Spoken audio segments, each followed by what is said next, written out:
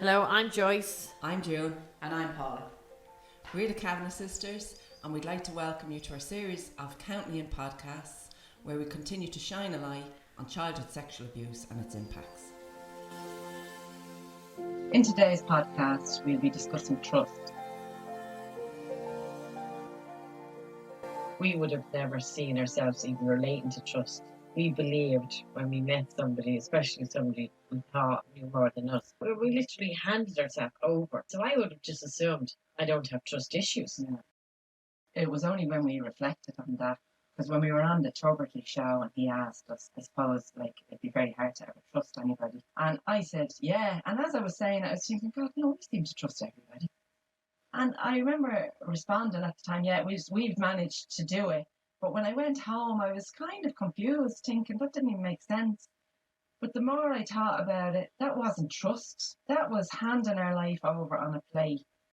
Because we were like lost sheep after Dad left, because the role he filled was now blank, and we hadn't got the confidence to fill it. And so anybody we met, we handed our life over in desperation for somebody to take responsibility to fill that role that he carried in our life. He did actually leave a void, but the reality is that he was the one that got the work. He was the one that did the stuff we couldn't do. When he left, we all stepped up to the plate. We discovered we had the skills to run the organisation. The bit we hadn't got was the blackguard. He'd go out and he'd sell himself and us. That was the area we lacked confidence in completely, because we were at home, remember, with no self-worth. Yeah. So when that piece was taken away from us, we couldn't reach that space. Where none of us were happy was the stepping outside of that comfort zone and going outside the house, because that required a whole different set of skills that none of us were capable of at the time. Yeah, and we didn't realise the depth of the problem. We didn't realise the enormity of the damage that had been done to us and what was preventing us from ever tackling that issue. That took years and years. And that's because there's a crossover, which there is in every single impact you have from abuse. And the crossover there would have been the social anxiety, the complex PTSD. When you bundle them all together and then you add your trust being broken by your main caregiver, which was him, and then another parent who was non-existent emotionally, there was nothing to mirror. There was nobody to learn from. There was no role models around us. I remember when he left, there was a great sense of unity, but we really had no inkling Of what we were doing, because I do remember even searching for a salesperson, because we felt if we just had that, we'd be made. But it was the ignorance that we were in, the lack of knowledge and understanding. We were like lost sheep, but we were defiant in it all, because we were out to prove that we were doing the work anyway. So how could we possibly be lost without him? But at the same time, I would say to you, we didn't understand the damage done, but we also didn't understand we had a need for him. We didn't even understand we missed him. And I'm not talking about that in a nice emotional way. I'm talking about the gap that he left. We didn't recognise it was a gap. All we did was focus on how stupid we were because we trusted people and they were forever letting us down. We didn't even identify that. You cannot live in this world without having a degree of trust. It's like everything else to do with this complex issue. In our instance, he was our main caregiver, so we had an enforced trust. We had no choice but to trust him because there was nobody else. And so we really didn't know what trust was. To even admit to ourselves that we needed him in any way, shape or form, for me, that was very difficult to even entertain the thought. That's what I'm saying. We were defiant in the middle of it all. Like, we can do this. We don't need him. But that huge piece that was missing, that he took from us by diminishing us daily, telling us that we weren't worth anything and we couldn't function without him. But it actually went in and a lot deeper than we had any comprehension. It's like you were saying, Jim, when we were growing up, we were given a set of values. No self-value and no self-worth. We were constantly told we were stupid, and we didn't doubt it for a minute, because many of the things we did confirmed that on a regular basis. And as you said, when he left, there was a gap. I would have never, and I don't think anyone else would have ever identified that he was the guy, No. or even acknowledged that, it was something he did. No, and No. like Paul, I would have said when we started even writing about it that I didn't really have a clear understanding of what trust was.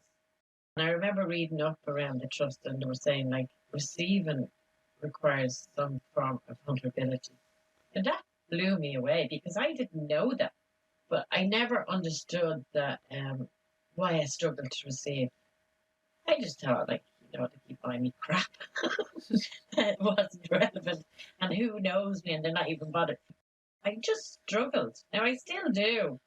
I'm getting slightly better, but I didn't realise that by receiving it was some kind of vulnerability, and that's what trust is. So it's really down to our lack of understanding of what trust is, like what love is. We didn't know that either. Yeah, everything. We've had to build ourselves into who we are today. We've had to build love, find it, identify it, what we want it to be in our life, how we want to experience it. And the same with trust, the same with every issue, nurturing. Like all of the love that we never received, the trust, the guidance. Like when I look at my grandson and I look at my son and his partner, the way they love and care for that child. And I can't wait to see how he's going to turn out. We got none of that. Yeah. What chance had we got? And still, we're fucking amazing. We're here and we survived, and that has to be commended because But I don't know how we did it. Yeah, I even know now when I met my husband, I hadn't gone for therapy. We hadn't written the books. I hadn't a clue that I was testing him all the time, that I needed constant reassurance, that I was so jealous. I was very tactile. I needed reassurance 24/7. And I tested him to the hilt. Now, I can only tell you that now in hindsight. At the time, I was a mess, emotionally, psychologically. But I was testing to see, was he trustworthy when I didn't even know what that looked like. It's incredible if a relationship makes it through that period when the victim doesn't even recognise or name, be able to understand their emotion. The biggest thing is not about trusting other people, it's about trusting yourself. And when you learn to turn off all your natural instincts because there's nothing you can do to save yourself, there's no way out. The big part of that is you stop trusting your own intuition, you stop trusting your gut feelings. Yeah. So you naturally lead yourself into dangerous situations. What I was looking for was still somebody to save me and somebody to fix me so I didn't have to do any work. But we didn't even know that we weren't able to trust ourselves. Yeah. We were always looking outside, externally, for the answers, for love, for comfort, to feel better. To be honest, I didn't know what the question was. So there's no way I was looking for answers. I didn't even know I had an issue. The good news is you attract somebody else in exactly the same mess. They might not have the same history as you, but they'll be in the same level of pain because like attracts like. And you're right about it's not the trust, it's the self-worth issues. And because it looks like trust to you, because you're trying to test them to see are they good enough for you. But they can't ever be, because you don't think you're good enough. I always hung around with loads of people. I always looked like I had loads of friends because there's safety in numbers, because you never get pinned down and you never have to make that commitment. So it allows you to go from one to the other, to the other, to the other, without ever getting deep. All the things you look for when you're grown up, like we always looked for somebody to save us. We believed in fairies and knights and white horses and all that. But of all the things I would have looked for throughout my life, I don't ever remember trust being one of them. I'd say I was really ignorant around trust. I didn't really know what it meant. I had no interest in even discovering what it meant because I didn't see it playing a big part of my life. That's how ignorant I would have been. In fairness, it's not that long ago when I actually realised trust is so important. It's not about investing in others and building trust in others. It is about trusting yourself, because that's something we learned when we were very young, that you can't trust yourself because, your instincts will be telling you you're in danger, you need to escape. It was never an option for us. You're right. I wouldn't have thought trust had been. I didn't even know it was an issue. Yeah. And I remember even when we decided to write about it, I was saying, I struggled. But when I discovered that it was myself I didn't trust, That was a whole other issue. I know I had a reputation younger, the gob. I could be out in a pub, sitting beside a complete stranger, and I would tell them whatever was going on for me in that moment in time, and they'd get a whole dialogue, and there'd be nothing coming back. I would go home and beat myself up for that. What is wrong with me? Why can't I just shut up? Why do I have to hand my life over to complete strangers?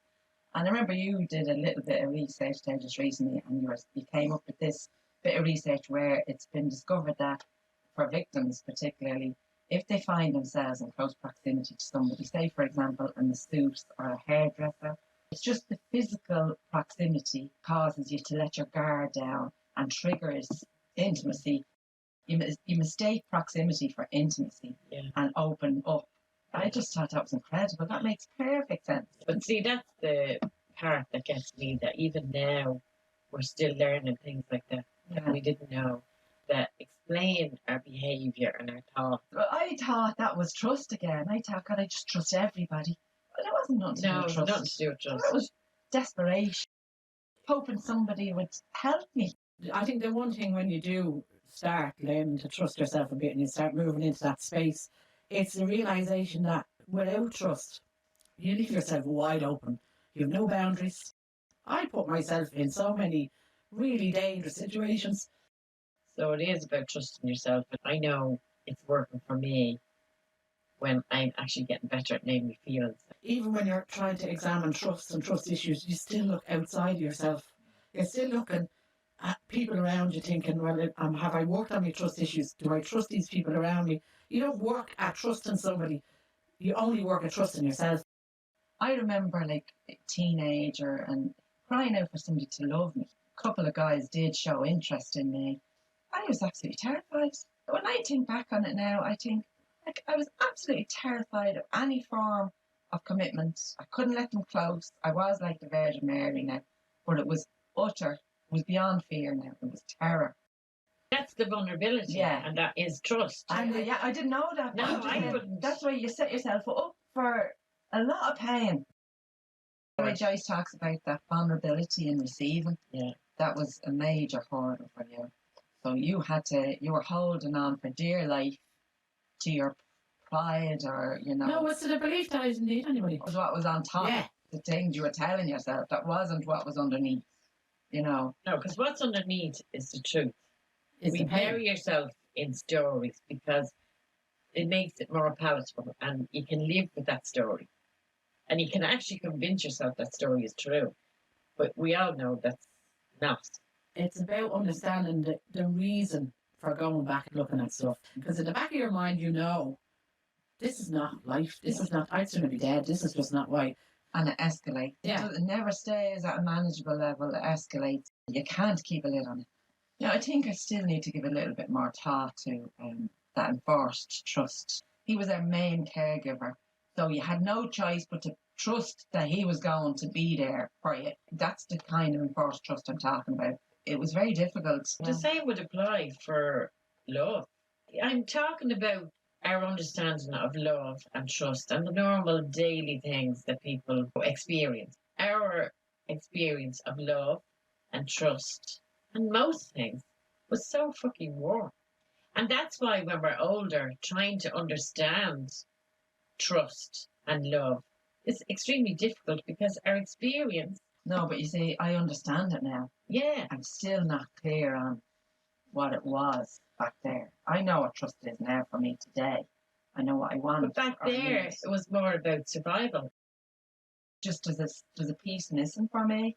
I just need to give that a bit more thought, so I understand it better.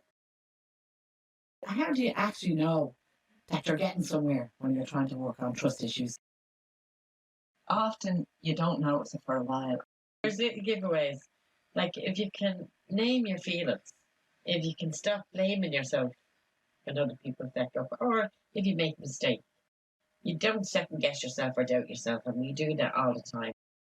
You're not worrying every time you speak up. I mean, I've done it myself in groups and work. I'd ask the most ridiculous question, and you could bury me immediately. But at the same time, like, that would have killed me years ago. Now I'd laugh at it.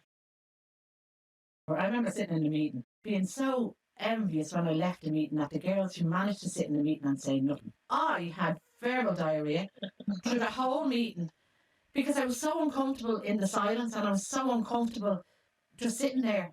I wouldn't even know what I said. That's like a nervous reaction. That's all it is, a nervous reaction. That, like, even being able to identify that that's what it is, and we're able to laugh at that. We're also being able to identify triggers, and then you can actually avoid them. You never are really working on one topic. You're not just working on trust issues. You're working on your life, and they all kind of come along together. So you can't say, well, I've worked with that now, let's start with this. It doesn't work like that. I know, because they're all woven together. You manage things.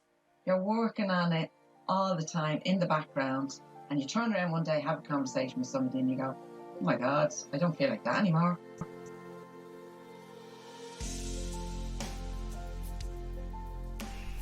The decision to heal from childhood sexual abuse places you on the most important journey of your life. You're in charge of this journey. Only you know what works for you and what doesn't. It takes as long as it takes, because there's no rush in it and there's no faking it. You have to feel it.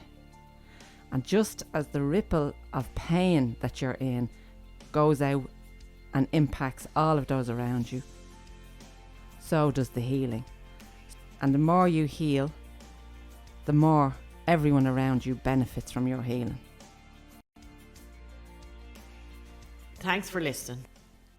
Hopefully some of the information we have shared will resonate with you. This will give you a deeper understanding of yourself, plus allow you to move into a space where you can show compassion to yourself. Please know that no matter how you feel or how you reacted to the abuse, it was normal. We are hopeful and optimistic that those in any position of power to bring about change will be moved into action, so we can finally eradicate childhood sexual abuse. So please spread the word and share the information. Thank you. You can follow us on Facebook and Twitter, or contact us directly on thekavanaghsisters@gmail.com. You've been listening to the Kavanagh Sisters Count Me In podcast. We're going to leave you with a quote which you can carry with you throughout your day. There is a saying that goes, how would you eat an elephant? And the answer is one bite at a time. You must look at your healing process in the same way. Recognise all of the small changes that are occurring in your life. You're changing your process of thinking, the way you feel. Just recognise that all and see your resilience and strength, and look forward to a future filled with self-discovery and love.